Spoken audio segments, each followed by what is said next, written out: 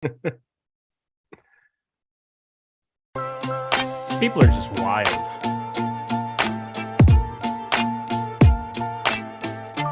I'm starting to believe the idea that not everybody should have an opinion on sports. What is happening, everybody? We had a little bit of time off due to the All-Star break. We're back now, and it's only a 2-game slate. We don't typically do content for a 2-game slate, but I wanted to do it. I don't know if Eric or Jordan wanted to do it, but it was my decision. I wanted to do the show. So here we are. Eric's in his normal spot. Jordan, can you turn your camera on? Because you're in heaven, I believe. Can the people see him or no? They can't even see him where he is. Well, either way, Jordan. Yeah, all right. Well, Jordan's in some sort of heaven setup. There's a white light behind him. Maybe he's dead. Who's to say? A lot of crazy things happened over the All-Star break.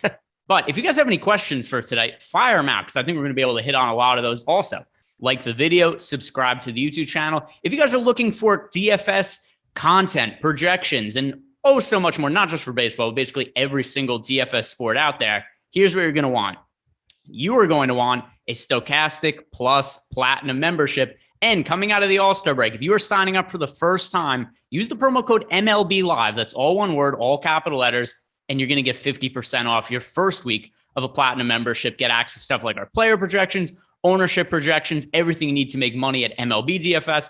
And then we've got basically every single other DFS sport covered as well. So stop guessing, start winning, join Stokastic Plus today. Eric, how'd you like our trip to Chicago? For those in chat who are not aware, the whole company during MLB All-Star break, where we didn't really have a whole lot going on, we did a meetup in Chicago. We all got to meet in person for the first time relative to expectations. How was everybody? Oh my God. Fantastic. We got to do boom, boom, tip to tip in person. Yeah. It was a beautiful time. Got to have our nice romantic Italian dinner. You and I actually know it was you eating kids' chicken and me eating spaghetti, a bowl of spaghetti, but it was a very, very Lady and the Tramp of us. We won't tell you who was the lady and who was the tramp, but I think the people know. It was a fantastic week. I can still feel it like somewhere in here that I just partook in an absolute bender of massive proportions, but could not have had more fun. Great to meet everybody. Such a cool opportunity that Tom, Nolan, all the guys put together for us. So, and Rachel, of course, shout out to her, our lawyer behind the scenes, native of Chicago, showed us around the place. So phenomenal time was had. Yeah. So what Eric did is Eric goes on vacation. He sees Lofty smoke one cigarette. And all of a sudden, Eric goes, you know what? I'm going to become a chain smoker and smoke whatever Lofty smoke. I'm going to smoke 3x as much as him. So Eric goes, buys a bunch of cigarettes and just chain smokes the entire weekend. Josh Engelman, I'm boarding the plane to go to Chicago as Lofty is posting videos and a picture on Twitter of Josh already throwing up on the streets of Chicago. So it was good. It was good times to be had. We have Seth Hader in chat wants to know what surprised us most about meeting each other in person. So for me, one thing is, and because we talk to each other, we've all asked each other before, how tall are you guys? So I had like a good idea of how tall Eric was, how tall Jordan was, but then there's other people like Brody who produces my betting content every day. Dude's 6'8". He plays horse against Jordan. I makes 100% of his shots, never misses anything. The first game he had to warm up a little, but after that.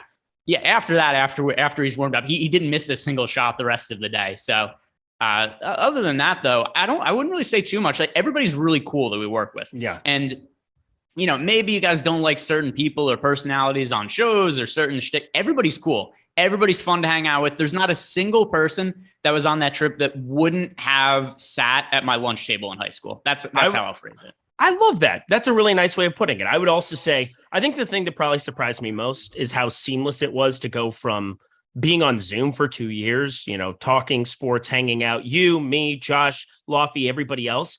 And you kind of hit the ground running with a friendship right away. Like it's really interesting because you don't feel like it's your first time meeting. Like I didn't feel like it was my first time meeting Nolan, first time meeting you, first time meeting Lofty. It felt like we had already been friends. And so I think that's probably the highest compliment I can pay to our company is just like how all these personalities who have been brought together, we already had this cohesiveness. And I think it just kind of elevated. I think it'll elevate our content and elevate our friendships too. Yeah. And by the way, if anybody wants to guess how tall anybody is or whatever, either throw that in chat too or ask questions. Yeah. How tall am I? Guess it. Here we go. We had I hung out with Emac a lot. Emac and I did some bonding. We talked about our starts in the DFS industry, but yeah, it was fun. Yeah, Everybody. It was everybody 1842, and the days were dark, Yeah. and it was bleak. I was on my carriage. Emac just recalling the tales. Eric is 5'6". No, I'm not. No, so the other thing also with Emac is people don't realize how many changes he had to make to his projection system. Because if you remember when Emac first started playing NBA DFS, there was no 3-pointers. So this is like a big there were some big changes that Emac had to make over the course of time. Mm-hmm. Eric looks 5'11", Lindquist 6 foot. These are all more. Sean V got it right, so there you go, 6'2". Yeah. I was gonna say, Sean V, you don't win anything, but that was the first thing you've ever gotten right ever. So I wanted to just say congratulations. There we go. So you're the exact same height as Josh, and you guys had the exact same wedding.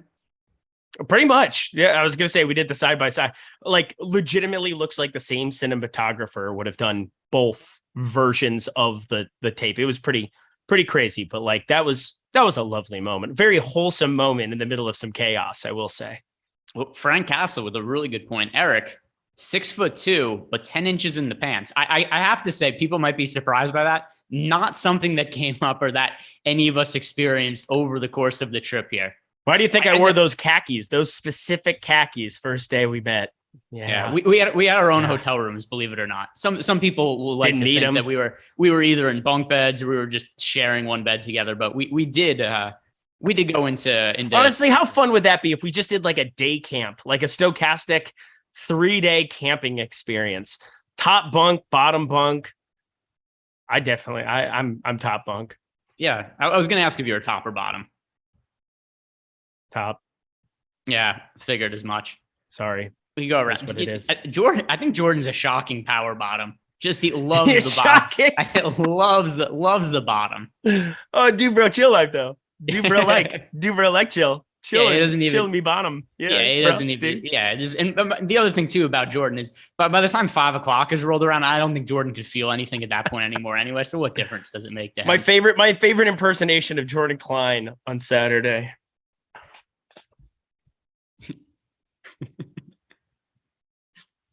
There's no way his eyes were that wide open. It's fine. Yeah. Dude, we gotta go to this place that I went to like 8 years ago. It's so fun. It's great. It's just down the street. Dude, we gotta go. So we're going to talk about DFS in a second, but I think one more thing that I think people would want to know before we wrap up some talking about the trip, and if anybody has other questions, we can throw this in off also. Who do you think consumed the most alcohol during our trip there? And also for everybody, I don't drink, so I wasn't keeping as close to tabs on this. I would say if we're going the drinking power rankings, Jordan was one. Jordan drank more than anybody. I don't think there was a close second. Lofty might be close second. Lofty and I see Josh didn't drink all of Saturday or all of Sunday coming off of his Saturday. So and sorry, one more thing. Does it count what Josh expelled on the streets of Chicago? Does that minimize his intake? It does. It absolutely does. I didn't hurl one time. So I would say I probably go. No, Joey Corman is definitely number 2. But he was only there for one. He was only there for one night.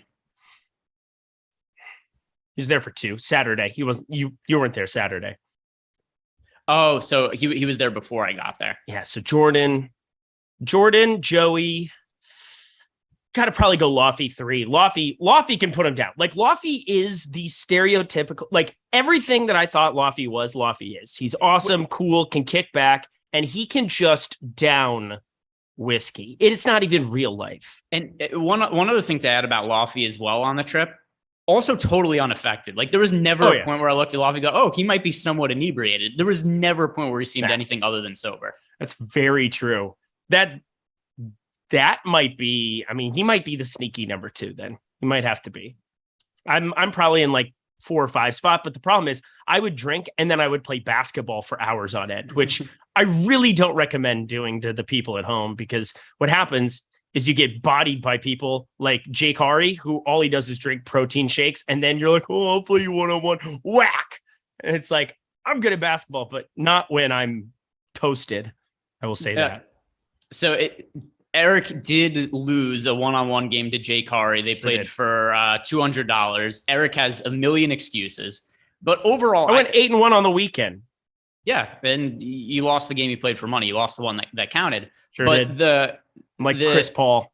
I don't know what your takeaway was from our basketball play, but I was very underwhelmed with myself. I don't know how often you play basketball, but I was like, none of this feels natural anymore. It made me want to play basketball more just because it's been so long. And I was so upset with how I was able to shoot the basketball. And number one, I want to play more. But then number two, also, like, I want to go back to playing golf. I haven't played golf in 5 or 6 years now, and I used to be good. And now I'm like, wait, do I suck at golf now? Like, I told my dad I have to go play golf with you now because I don't want to suck. Yeah, I have 3.5 weeks to get ready for US Mid-Am qualifying. So I'm getting it ramped up now. Dog's coming out to the golf course. He's hanging out with me. I got to get back and get into that thing, because basically if you qualify for it, which I had to play after I got hit by a car however many years ago, but lady was texting me driving. Good story for another day. But I qualified and I realized, oh shit, I have a 1 in 170 chance at playing in the Masters. That's what happens because the winner goes to the Masters. So like, that's the best route for anybody over 25 years old, is winning that US Mid-Am, because you don't have to beat up college kids who would just destroy you at this point in time. That is the ticket. So that's what we're getting ready for. And then also, Eric can't shoot. Dylan Beer, nothing has been more false that you have ever said in your life than that. Dylan Bear. Eric, what is your handicap? His handicap is his mental capacity. Wow. Super chat from Weatherman7. How's it going? Going well. Couldn't be happier. Got a nice break. We're coming back. And then also Malakar asking who is the best shot. Brody. I have to say, I didn't even see Brody. I didn't even see Brody shoot, but otherwise it would have been me. But Brody is 6'8". He's like 6'7", 6'8". And it sounds like he's got a stroke. So there's no way that I would want to have done that in my life. And Jordan, are you able to talk to the people or not that either? Okay. Would you say, because you and I were the two who played against Brody, fair to say that by far Brody had the best shot of anybody? Oh yeah, no, Brody for sure. Yeah, 100%. Oh, Brody. The first game, like I said, the first game, of course, he wasn't warmed up and wasn't really making shots. Beyond that, nobody was going to touch him in a game of force. He was making everything, and he would have destroyed us if we played 2-on-2 or 1-on-1. He's 6'8", and he makes every single shot he takes. That's tough. That's a tough scene. All right, let's talk what we can about this slate. It's only 2 games. It's really hard to break down the games in any kind of real crazy capacity. There's also no FanDuel slate because they were like, it's a 2-game slate. It's a doubleheader. We don't know when these games are starting. So, but thanks for booking the show, Greg. I'm excited to be here today. Let's go. But I mean, we could talk about each of these pitchers individually and their merits. So I think that's how we should do it. And let's go in pricing order. So starting with Carlos Rodon, who is the most popular pitcher on the slate, not by far though, because we've got Rodon projected for 70% ownership, Luis Garcia just under 70%. But for my money, Rodon is the best pitching option on this slate. He's going to be popular. I think it's warranted though. The matchup against the Dodgers obviously isn't ideal, but he's 8,500. He has all the strikeout upside in the world. Of all the pitchers on this slate, he's clearly the best as well. So I'm going to ask you, what are we going to do with Carlos Rodon when he's projected for 70% ownership in tournaments? Yeah, it's interesting because I don't know if people are aware, because this news came out like right before the break, but blood blister and split nail. Carlos Rodon has 2 really bad things that I don't think you want on a pitcher going for him right now. Now, that being said, he still found a way. I mean, that injury got announced. He faced the Brewers. He still struck out 7. He still found a way to get around and be serviceable, only gave a 1 earned run, but he did give up 8 hits and gave 3 free passes. So like for a guy with a 1.11 whip, we could be looking at some weird type outlier spots here. And this is not the kind of team in the Dodgers that you want to be facing. It is so hot outside in LA today as well. Like we're looking at a scary spot where there's no doubt he has the most strikeout upside. And I think if you're playing one lineup, you're probably playing him no matter what you're doing over on DK. You can play some Dodgers bats and kind of allocate for it that way. It's not like Herman is going to be somebody I expect a whole lot of strikeout stuff from. Mitch White, we kind of know who he is. Luis Garcia becomes more interesting to me, but from a pure strikeout perspective, there's no doubt that if you're making 1, 3, 20 lineups, you're going to have exposure. It's just a question of how much Dodgers do you want to get to on the other side of this, because they feel like the team that, if Rodon doesn't have his stuff, if he's not locating, if this blister and split finger are an issue, you could see some massive regression. And this is not the team you want to be facing with those kind of issues. So while we're talking about Rodon, I'm going to head on over to Odd Shopper because They are sponsoring the show today, and by they, it's us, right? Because OddsShopper's our product. It is the easiest way to find player prop bets. If you guys are looking to bet on sports, if it's something that just became legalized in your state or it's something you've been doing for a little while, if you're not checking out OddsShopper, you're doing yourself a disservice, mostly because of a couple of things. First, it takes 30 seconds to find a bet, but also it's going to compare all the odds at the different books in your area. So you should be using multiple sports books. And if you are, this is the easiest way to make sure you're finding the best line anywhere. Earlier in the day, Carlos Rodon was plus 115 for under 6.5 strikeouts. And let's see. So now we do have the numbers change a little bit. So we have the over projected not too poorly early in the day. The under looked good, but now that the odds have evened out a little bit, do you have any feel on over under for 6.5 strikeouts for Carlos Rodon?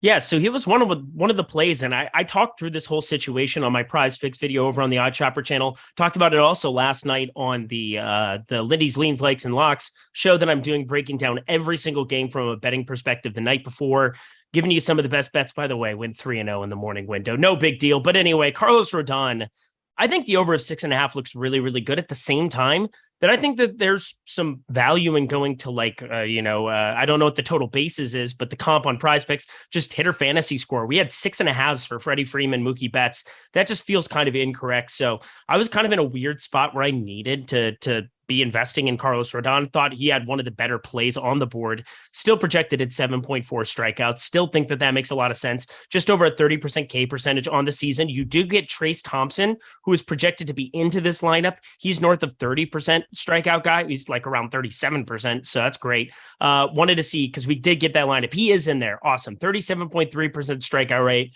batting 8th. The top of the lineup really doesn't strike out, but I think Carlos Rodon, he's still going to get those swings and misses. I'm just worried about what that control is going to look like, what the hard hit's going to look like. There's a path where I think he gets knocked up and still gets over 6.5. Yeah, so we just got the starting lineup for the Dodgers. Well, not just, but a few minutes ago after the show had started. And we've got Mookie Betts, Trey Turner, Freddie Freeman, Will Smith, Justin Turner, Hanser Alberto, that's fairly high in the order for him. Then Max Muncy, finally starting to slide in the order after a poor season that he's had to this point. Then Trace Thompson, like you said, Cody Bellinger. So no real surprises in that lineup to start off the second half of the season, which, I mean, not that we should be expecting any kind of real surprises. This is a really talented team, and it's the second half of the season. Everybody's fully rested. So there's no real need to do anything crazy in the lineup. I guess there is no Jake Lamb in the lineup, but I mean, not that matters. Yeah, he was never going to be left on left.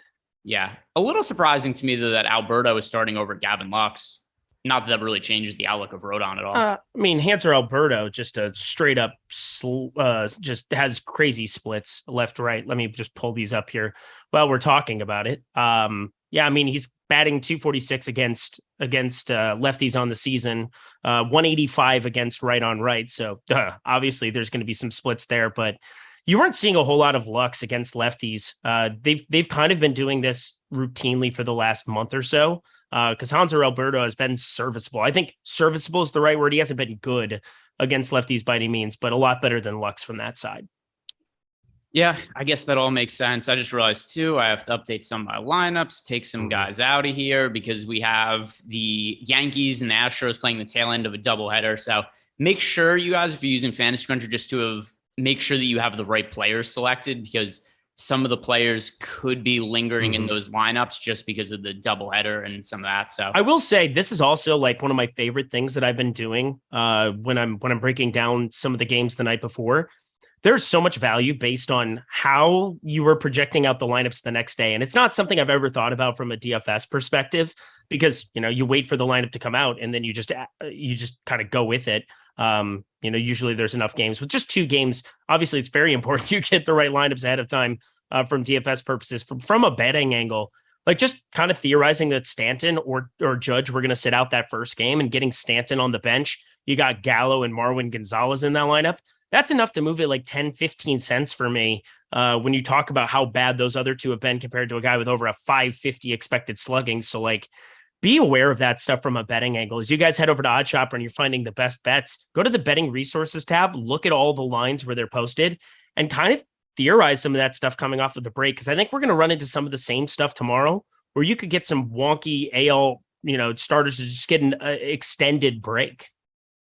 So I have my lineups updated, and I think this is another good way to go about talking about all the pitchers because I've got my lineups rerun. They're updated in here. When we're going through these pitchers, just because there's only 4 of them to talk about, I think after we kind of sum up some of our thoughts on these guys, afterwards we could say, are we just going to be over or underweight to the current ownership projection? Because I am slightly over that 70% right now on Carlos Rodon. Does that make sense to you? Totally. All right, so let's move on. I'm a little bit under because I do have the Dodgers, and I'm just kind of getting to more of them. But I'm still going to have a lot of lineups where the Dodgers, I'm getting 3 or 4 bats even against Rodon in this spot. 4 pitchers on the slate. I'm overweight to 2 of them. I'm underweight to 2. Can you guess the other pitch that I'm overweight to? Gotta be Luis Garcia. Mitch White, kind of. Okay, never mind. Good talk. Kind of by default, because right. It's really hard to be overweight to both Carlos Rodon and Luis Garcia when they're both projected for close to 70% ownership, 70% for Rodon, 68% for Luis Garcia. I don't even like Mitch White all that much. He still ends up in a good amount of my lineups, mostly because he's projected to be 31% owned. So I think we have a decision to make. Of the 2 30% owned pitchers, I kind of think we should be overweight to one of them. And I just feel better about Mitch White because of some of the concerns about Domingo Germán. He has not pitched in the big leagues. And how long has it been now for Germán? A year? It's been a long time. Yep. What are you expecting from him for a pitch count? Because if you're really confident in Germán today, maybe I'll change some of my Mitch White shares to Domingo Germán. But right now, Germán is my lowest owned pitcher on the slate. Yeah, and he should be. I was just responding to Sean V. You asked the pitch count. I kind of fired it up there. I don't expect him to go over 75 pitches. 65 is the most that we saw from him in these AAA starts. I can't imagine that they're going to have him go out there and just pitch 80 right out of the gate. He's been, it's been a hot second since we had him in the big. So he's a decent enough pitcher where, he can go out there and kind of create some swings and misses with anybody. But this is a Houston team that doesn't feel too good to pick on. They get Yordan Alvarez back in this lineup. There's just a lot of things going against him where I think Luis Garcia, Mitch White, Rodon, I mean, you're picking. It's not like there's a quarter. Like everybody has a different chance. Rodon, by far the most likely to be optimal. He's appropriately owned. I just feel better eating the chalk at pitcher and allowing myself to get to some bats and have builds with like 3-4K left on the table and getting different that way than trying to play Domingo Germán. Why do I keep wanting to say Marquez every time? Domingo Germán, that's the guy that I just feel like has to get written off by default. It looks as though the field's kind of doing that, but I'm just removing him from the pool entirely. White, Rodon, Garcia, the only guys that I'm going to be rostering in my couple of lineups I'm making tonight.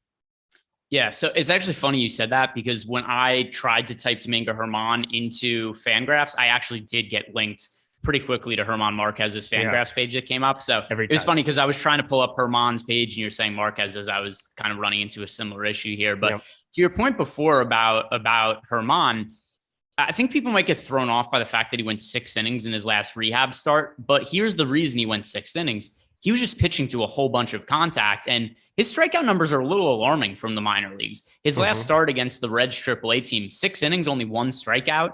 Before that, 4 innings, 4 strikeouts.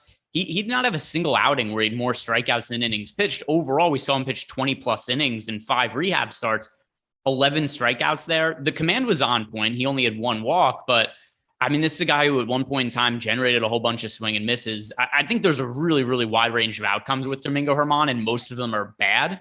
So I'm going to be more apt to side with the Astros side of this game, be underweight to the field on Domingo Germán. So that's what gets me overweight to the field on Mitch White. There's 4 pitchers to choose from. 2 of them are relatively low owned, and I feel better about Mitch White as my low owned pitcher than I do about Domingo Germán. That's really what it comes down to. Yeah, you're not going to get any pushback from me on that. I mean, for Germán, the whole thing is that Mitch White fails. Luis Garcia just does okay. Would it be surprising if he had 75 pitches, fanned 5 or 6 and found a way to be optimal? No, it's a 2-game slate. There aren't many options or pivots or anything like that. They're all 4 pretty decent pitchers in different ways. And Mitch White being lengthened out, and the K percentage is going to continue to drop here for him, but he's shown to be a pretty decent pitcher, even though the whip's a little bit up there. San Francisco, enough lefties to cause some damage, but it's a Houston team that just looks completely different from me when I see a guy like Alvarez smack dab in the middle of it again. So really not running to the window to try to play Marquez in, 5 lineups, 3 lineups, or anything like that. Yeah. And then one other thing too about Marquez, before we move on, we'll talk about Luis Garcia, is his strikeout rate has dipped every single year he's been in the big leagues. So he first broke into the big leagues in 2017 with a 29% K rate. And at that point in time, people were like, oh, this guy could be a legitimate ace. He was generating a whole bunch of swing and misses. The stuff looked nasty. And we've just seen a decline swing and strike rate every year since then. Also, his velocity has gone down. So 29% to 27.2 to 25.8 and then 23.9. This year, it looks like strikeout projections somewhere around the 22% mark, which kind of makes sense when you see the downward trend on his strikeouts. But this does appear to be a pitcher who, despite not being all that old, has dealt with a whole bunch of issues off the field and that might be affecting his performance on the field when you just consider consistent declining strikeout rates and velocity for Domingo Germán over the course of his career. So if you're rostering him, it's a 2-game slate, right? I can't really reasonably talk you off anybody, but I'm currently underweight to Domingo Germán. I'm a little bit overweight to Mitch White. And then we'll talk about the other guy, Luis Garcia here, where for Garcia, if you're playing cash games, it's very clear. Well, I mean, if you're playing cash games on a 2-game baseball slate, I think you're a crazy person, but it's very clear that Luis Garcia is the best salary saving option on this slate at 7,200, but he's also projected for 68% ownership. I came in a little bit underweight to that number. I'm in the high 50% range. That's it. I have Luis Garcia in a whole bunch of my lineups. He's my second most rostered starting pitcher, but I still end up underweight to the field on him just because he is so popular. And I'm coming in overweight to Rodon, who's also popular. Yeah, I think that kind of covers the pitching. I mean, they're all appropriately owned, it would seem, for what their role is. I think Germán at this number might be a little bit high for me at 30%, but he's just a guy that I'm just not going to be getting to at all. So I get why you're making that pivot. He's the cheapest guy, gives you different roster construction, lots of things, lots of reasons that he could end up working out for you. Just won't be working out for me today. Yeah. And then as for pitcher, I guess I didn't really get your Mitch White take. I don't have a strong one. I don't think he's all that good. He's 7,900 on DK, but he's projected for 30% ownership. If you look at our projections, went with the second best odds to be the top scoring pitcher on the third best odds to be the top scoring pitcher on the slate. But we do have him being the most under-owned pitcher relative to our projections, with a 43% chance to be a top 2 pitcher, 31% projected ownership. If you guys want access to more of our player projections, those are free today. That's our free tool. But just because we have him being so under-owned in our projections, I'm most apt to be overweight to the field on Mitch White. But do you have anything particular you'd like to say about him? I will say that he got absolutely rocked against St. Louis his last time out. That was on the 12th of July here. That is kind of inflating a lot of what you're looking at. A 4.2 ERA coming into that. He was sub 3.5. So that's what happens when you give up 6 earned in like your very limited sample size here as a starter. Not looking very good there. But I do think St. Louis is such a good offense. In St. Louis, it's been really, really hot there over the last 2 weeks. We've had a lot of spots where I feel like I've talked about that game quite a bit. And I'm willing to kind of write that off. I think leading up to that, he's just been decent. I feel like, he's going to continue to see that strikeout rate tail off, going from being a bullpen arm earlier in the season, kind of a longer reliever type pitcher, to being a full out starter here.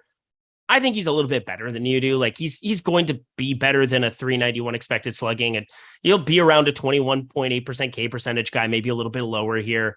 Limits hard contact. Like it's just a spot where, yeah, San Francisco has some bats on the other side, specifically Lamonte Wade, Jock Peterson, guys like that who could definitely do some damage from the left side. But Brandon Belt, I'm just not going crazy with Mitch White. He's just making it into a couple lineups by default because I want to play him more than a guy on a pitch count.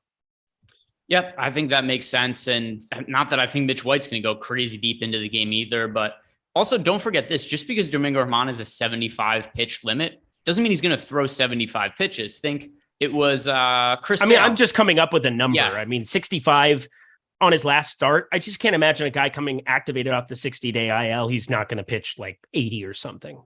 Yeah. And then something like, I'm going to look to see if, because I also haven't seen anything specific about a pitch count. But think about when we saw Chris Sale pitch last week, his first start off the injured list, and then his second start, obviously he gets hurt again. But when he first came back, he had an 85 pitch limit, I believe, and he didn't even come close to that number. He fell well short of it. So we could also see the Yankees be, pretty conservative with him. And here we go. Nope, never mind. That's not a specific number. So we'll see. We'll see what happens with Domingo Germán, but he is my least favorite pitcher on the slate. It doesn't mean I have 0% of him, but he is my lowest owned of the 4 pitchers. So we've got 10 minutes to go until lock here. We'll start talking about some of the stacks over here. If anybody has any questions, throw them into chat. And then also, Germán is serious form. I mean, his numbers sucked in the minor leagues. Yeah. I thought he had like a 0.44 ERA or something. But his strikeout numbers. Yeah, strikeout numbers, the things that matter. Yeah. He didn't give up runs, but he had 11 strikeouts in 5 outings.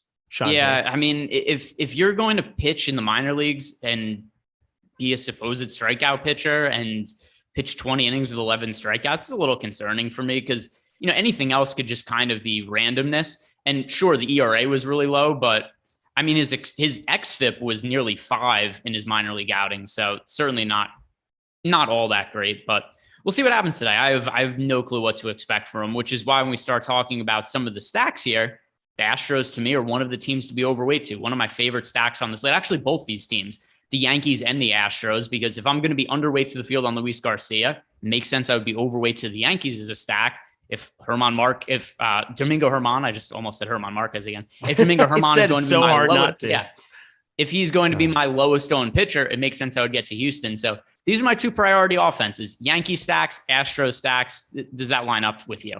Yep, absolutely does. I mean, for me, I'm getting to a lot more Dodgers than the field. That's going to be something I'm kind of making a stand on. We do have some negative leverage, looks like going their direction, but here's what happens.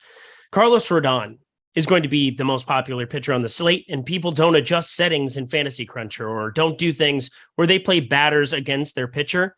I think I'll just say, maybe this is a hot take, but I just think 2 Dodgers can work out very, very optimal a lot of the time on a slate like this against Carlos Rodon. If this blister, if everything else, again, I don't know how to analyze any of that. I just know that I'm more than happy to be playing multiple Dodgers against Rodon because his strikeout stuff is so good that he can find a way to be optimal in a loss. He could give up 3 earned and still rack up 8, 9, 10 strikeouts. That would not surprise me in the slightest. So getting to more Dodgers is just going to be kind of the stand that I take, especially back of the lineup guys. You get Trace Thompson batting 8th there, 2,700. People don't always need to have savings or try to figure out how to get different on a slate like this. I feel like they're kind of a team that's getting sprinkled in more, but from a stack perspective, playing 4 and 5 mans, or specifically 5-man for DK, even though I think 4 mans are very, very viable today on a 2-game slate because just about everything is.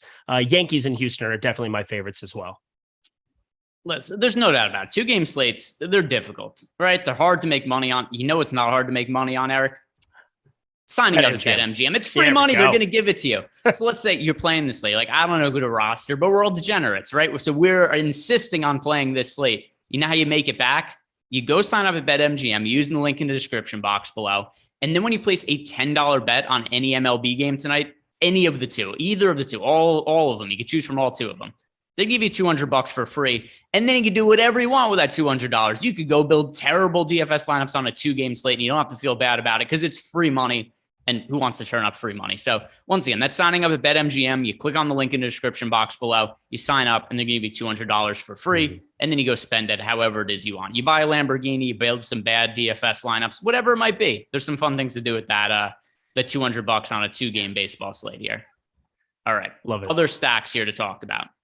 How are you going to handle the Dodgers and the Giants as a stack where it's only a 2-game slate? There aren't that many to choose from, but these are the 2 teams that we have negatively leveraged for the night. Yeah, what's really interesting to me is some of the pricing for San Francisco. We're talking about a $3,700 Jock Peterson, Lamonte Wade, $2,400, Luis Garcia, $2K flat. You get Longoria, you get everybody. You can play Rodon. You can play whoever you want from San Francisco, and you can pair them. Again, Rodon, I have no problem playing a 5,600 Trade Turner against my pitcher there, a 5,900 Mookie Betts. There's going to be paths and ways to get that done and not have it be too cost prohibitive because of how cheap some of these pieces are. And then on the Yankee side, you get guys like Hicks, like Castro there that are super, super cheap. It just feels like a slate where you just want to be leaving money on the table and you want to find ways to leave multiple thousands in some cases on the table. Yes, you get Judge, Stanton, you get Alvarez, you get some of the big boppers you want to get to at the top end, but I just don't know what we're really looking at in terms of San Francisco pricing, why they got so deflated there. You got Longoria, the most expensive guy by a long stretch at $4K. Brandon Belt is $3,100.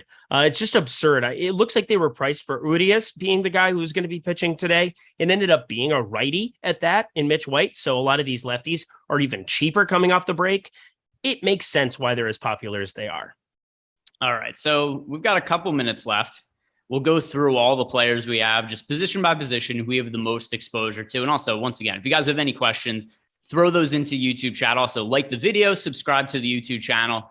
So let's go position by position, Eric, and I'll pull up my lineups here. At catcher, well, I guess we go pitcher first. Pitcher I have the most exposure to, Carlos Rodon. Same for you, I assume? Yes.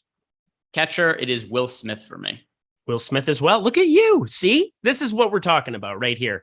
Against the most popular guy. We'll see. Higashioka, I mean, he's just such a better hitter he averages 4 fantasy points more than the next guy. Well, actually, no, that's a lie. 3 fantasy points more than Martin Maldonado here in this spot as well. Pretty easy to get up to Will Smith. Sean V, what are we doing here? I'm saying that his reason for why German Marquez's strikeout upside is because Anibal Sanchez had 5 strikeouts in a start against the Braves. Anibal Sanchez got his ass kicked in that start. What are we doing here? And 5 is not a lot of strikeouts. I think Sean V came out of the All-Star break and just needed to have all the dumb takes. He's just like, it's been a week since I really fired off some really stupid takes. I need to unload the clip like Josh Engelman into a barrel. There it is. You're right. That was Josh reenacting Sean's MLB takes in chat. Just a tribute. This is not a tribute. You wish you were there. First base, Brandon Belt. You didn't get that reference, did you, Jordan? No, I have no clue what it was. Seriously? Jack Black, you don't know the greatest song in the world? I mean, I know he has. I thought his music was always kind of overrated. Okay. Like, I think people just like Jack Black, but who wants to listen to Jack Black music? Not me. I like School of Rock. I thought it was a good movie. I went to high school with I'm not cool enough. That kid, he went to my high school and he hated it. He used to walk in the hallways and people just constantly yelled, "I'm not cool enough." And he would just not like it at all. But anyway, Unbelievable. Not my favorite musician. Brandon Belt for me, by the way. Second base is Torres for me. Flores for me. Ooh, Wilmer Flores? The Wilmer variety. You can All play right. him first, second, but I've got more of him at second. Again, Brandon Belt being coupled there. Third base for me is Evan Longoria. Alex Bregman. Shortstop. By the way, it took me for whatever reason when I was younger, I thought Evan Longoria and Eva Longoria were related just because their names kind of sounded the same. Ended up not being the case. Shortstop Trey Turner. Trey Turner. And then outfield, Jordan, Judge, Stanton, Tucker are my 4. Yeah, Tucker, Alvarez, and mainly because, Alvarez not cheap either. And then my guy, my stand of the day here in my 5 main lineups that I ended up putting together while we were on the show, Tim LeCastro, the dude. I don't expect pop. I don't expect him to continue to do what he's done at the nearly over 500 expected slugging so far, or 400 expected slugging. Like, that's not going to be something that exists forever. But he is so damn fast out on the base paths. He's almost 30 years old now, and he's got 6 stolen bases in just 17 games played and 20 at bats. Like, I know he's getting some of those inflated because he comes in pinch running situations, but if he gets on base against Garcia, look for him to be snagging some bags super, super cheap. And that takes us to lock. It went. Oh, never mind. We just got a super chat. So we'll close with this. J187 DFS just took down the FanDuel 20K and the pinch hit day slate. Love my Stokastic fam. And of course, he closed it with EMAC 2024. What a better way to close out. So I guess because that game just ended as we're finishing here. So J187, congrats. Nice hit for you. Could we add tweet that at us? Let's add it to the Hall of Fame for next week. Get you some free stuff also. Love it. Guys, thank you very much for watching. I hope you enjoyed Eric and I breaking down a 2-game slate because there's so much analysis to provide for 2 gamers. But we also got to catch you guys up on the details of our trip, and we like just hanging out with you. Even you, Sean V. Good to see you here. We got Jordan over there glowing in heaven or whatever it is that he is. But once again, guys, like the video, subscribe to the YouTube channel on the way out, and we'll be back tomorrow to talk about more of a regular slate.